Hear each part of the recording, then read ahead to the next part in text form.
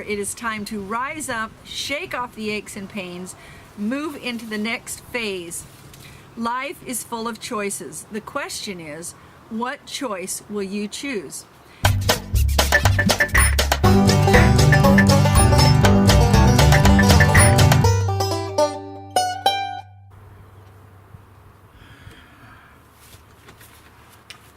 Hello from Heartiness Homestead. It's great to be talking to you once again on a Sunday Sabbath afternoon. Gorgeous, by the way. I'll take this weather in July anytime. It's like in the 70s.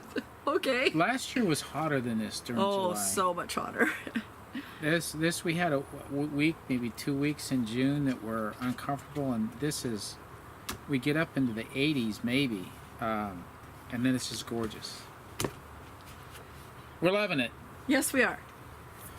Today we have a special message that we want to share. It has to do with aging in place. So we had a contest that ended last Tuesday. Yes. For the oldest subscriber to get a book, one of the books, Voices from My Heart, that's available on Amazon. And it turns out that apparently she is our oldest unsubscriber. She unsubscribed, bless her little heart. She didn't want to win, I guess. Just unfortunate. So anyhow, we have no way to get in touch with her. So we're going to continue this contest because I had several other people who came on afterwards, and I have one person who said they were going to have their 70-year-old friend come on and subscribe, and she was going to teach me a lot of stuff. So get her on here. So the contest... You remember who that was? I'll look it up and put it on there. Okay. The contest, for those of you who missed the announcement before, is we are looking for the oldest subscriber to our channel. Preferably somebody who's a homesteader, but obviously if you're subscribing to our channel, you're interested in homesteading, and that's good enough. Well, our channel is about eating right, living long, healthy, and so, you know, you don't have to be a homesteader. And preparing yourself to age in place. And we have a lot of reasons why that's important to us. If you look at previous videos, you can see why that is. But we're looking for the oldest person who's here learning about homesteading and the things that help us age in place healthily. So, we'll start the contest again today. We'll finish it next Saturday night. So, if you're a subscriber and you want to enter, then let us know your age and certainly how to get in touch with you. And what's been fun is we've had people of all ages coming on and telling us their age, which I love. I think that's marvelous. I love it. So participate. If you know that there's no way you can win, like, you know, you're in your 20s or your 30s or even 40s or 50s, because we have older folks who are doing this, that's okay, because you can still win. And here's how you can do it. If you have a parent, a grandparent, a friend, a neighbor, even go find somebody who's interested in subscribing to our channel who's older. Get them to subscribe, and if they win, they're the oldest, they will win a copy of Voices from My Heart. And you will win a copy as well, shipped to you free of charge, with an annotation by the author, Rhenda. So I thought I would read one of the, just a little excerpt from this book. And let me just tell you really quick how this book started. This is not a plug for this book. I just want to explain why we're doing it. She's pausing because as she is breathing heavy and talking, she's feeling some pain right here. Yesterday, we were washing our Yukon, and in her rubber-bottomed shoes, she stood on the running board. No, it was my boots. Her rubber-bottomed boots. Good boots. Her good rubber-bottomed boots. She stood on the running board of the Yukon, which was wet and soapy, and she felt, if I hold on to the mirror, I'll be okay. Well, she stood on, slipped off, and whacked her chest right into the side of the car.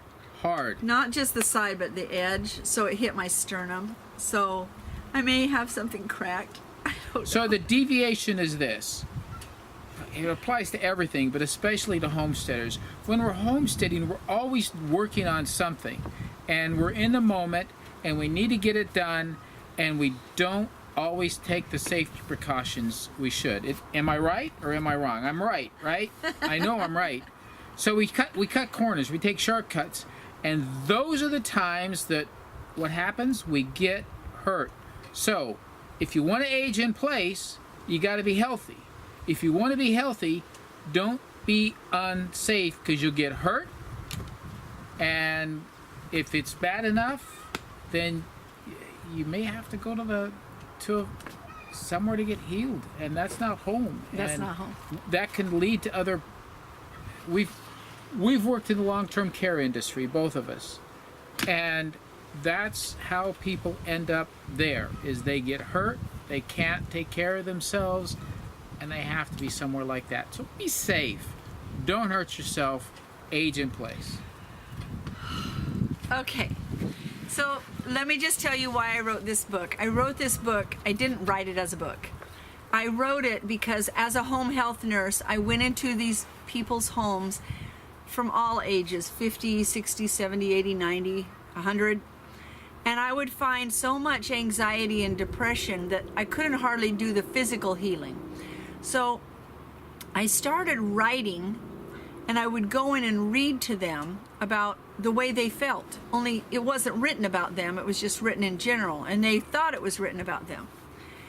And then when we moved into the independent living community where we were managing, I held a discussion with Rhenda group every Tuesday at 2 o'clock, and I would pick a topic and I would write something, and then we would discuss it as a group.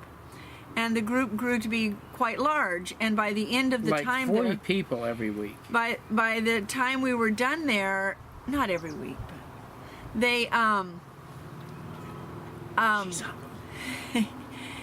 they were asked me to put it into book form, and so I did, and that's what this is. So, and then I go places and I do book readings and sell my book there.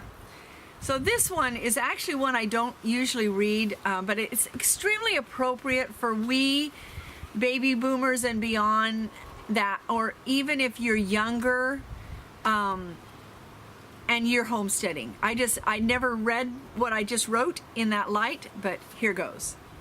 Got to put on my glasses, which turn into sunglasses so that I can read.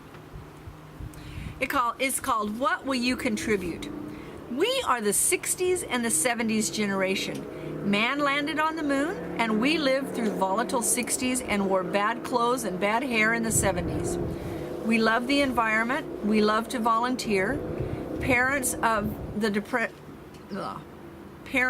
Depression raised us. We are educated.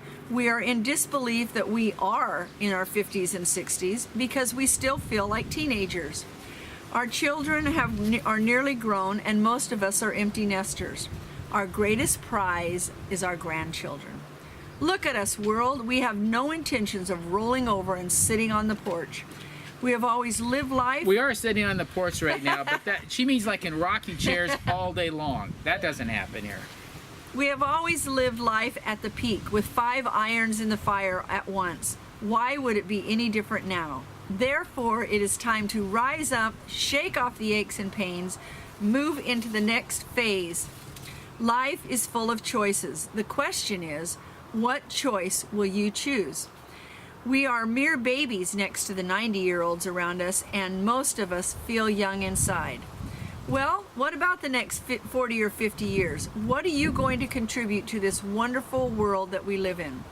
One thing is for sure, we're going to be busy. For retirement, you will not see us sitting on the front porch, except for our Sunday talks. Many of us will not retire like our parents did. We will continue to work for many reasons.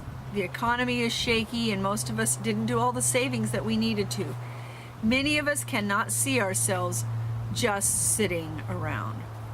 So, whatever the next 40 years brings, make sure that you are fulfilling life for you, for your spouse, for your children, and your grandchildren. Be involved. Nothing will keep you younger.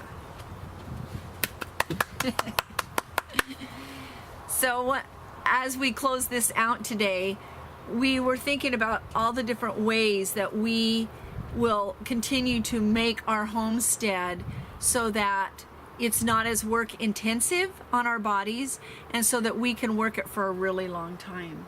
And as we get those ideas, we will share them with you. If you have wonderful ideas of how you're doing it, please share it with us. Yeah, it's important for everybody to have their vision increased about what they can do to make their homestead a safer place to be and to work and to age in. So one of the things that we have done is we've automated our watering system, and you're like, oh yeah, well, we all automate our watering system. Well, the first one we had just wasn't working, and we were out there watering and fixing and everything. And now we actually followed Curtis Stone, and he eliminated all of his under the plant ones, drip tapes, and put over the overhead sprinklers. Now there's a place for drip tapes, and he says that. Yeah. And for us, yes, there is. This time of year, the overhead watering is what works best. It's just been amazing for our garden to do overhead watering, and guess what? It's not a chore for us anymore. We don't have to go out and water the garden anymore. It applies best when you're doing direct seeding. So that's just one of the things that we're doing, and I'm sure there's dozens and dozens and dozens of things that you can share with us, and we will continue to share with you. Have a beautiful Sunday.